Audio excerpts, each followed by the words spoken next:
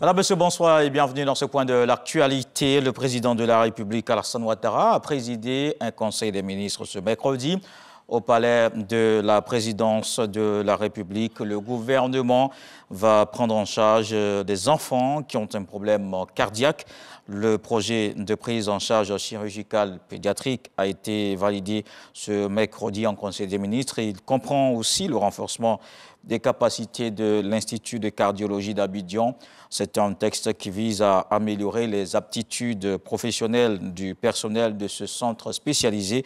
Je vous propose de suivre les explications du porte-parole du gouvernement, le ministre Amadou Koulibaly.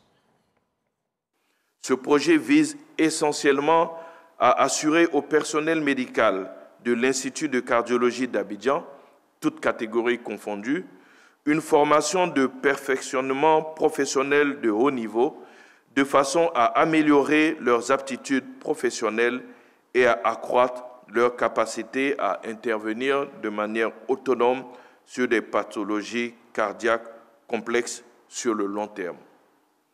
À cet effet, le projet prévoit le déplacement périodique d'une délégation de professionnels en Côte d'Ivoire, alterné avec le déplacement périodique d'une partie de l'équipe de l'Institut de cardiologie d'Abidjan à l'étranger, notamment en Israël, pour y poursuivre leur perfectionnement. Le projet prévoit la prise en charge de 30 enfants atteints de pathologies cardiaques complexes identifiés par l'Institut de cardiologie d'Abidjan afin de percevoir des soins médicaux intégrant des opérations chirurgicales conjointes de professionnels internationaux et de l'équipe de l'Institut. Le point complet de ce conseil dans l'édition de 20h. Et le Premier ministre cet après-midi dans le village d'Atiekwa, Patrick Hachi, exprime la compassion du président de la République Alassane Ouattara aux victimes des deux accidents de début de semaine. Il s'agit du drame qui a coûté la vie à plusieurs personnes sur l'axe Kononfla-Yamoussoukro et également sur le tronçon Abidjan-Alépé. C'était lundi dernier. Et dans l'actualité également ce mercredi, 2 mois après son élection à la tête de l'Assemblée nationale, Adama Bictogo continue de nouer les relations avec les institutions. Le président de l'Assemblée nationale était à la commission électorale indépendante. Le chef de la Chambre basse du Parlement a rencontré le président de la CEI, Ibrahim Koulibaly, une rencontre pour renforcer la collaboration entre ces deux entités.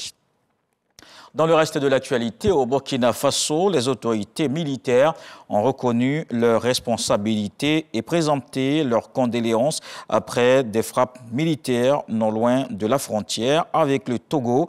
D'après le communiqué publié, les opérations ont permis de neutraliser plusieurs dizaines de terroristes, mais ont malencontreusement fait des victimes collatérales. L'état-major présente ses sincères condoléances aux familles et aux proches des victimes. On ne connaît pas pour le moment le nombre exact. Les législatives au Sénégal, les premiers résultats montrent une percée de l'opposition. C'est le cas dans les départements significatifs comme Dakar, Thiès, Ziguinchor ou encore Saint-Louis. Mais ces localités remportées ne permettent pas encore, pour le moment, de déterminer quel camp politique aura la majorité à l'Assemblée nationale. Les Sénégalais sont donc pour le moment toujours dans l'attente des résultats officiels nationaux des élections législatives de dimanche. Et puis le gouvernement congolais a officiellement demandé le départ du porte-parole de la MONUSCO, Mathias Guilman.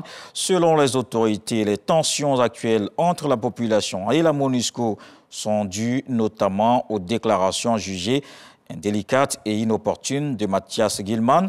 Une correspondance officielle a été envoyée à la MONUSCO pour signifier la position des autorités congolaises.